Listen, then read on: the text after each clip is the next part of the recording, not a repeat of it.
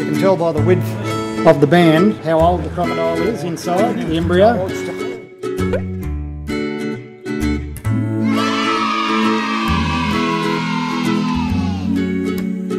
We're collecting a lot of eggs from the wild because in the wild probably only 1% of eggs ever produce until they're about 600 millimetres. We can let them go and most of them will survive.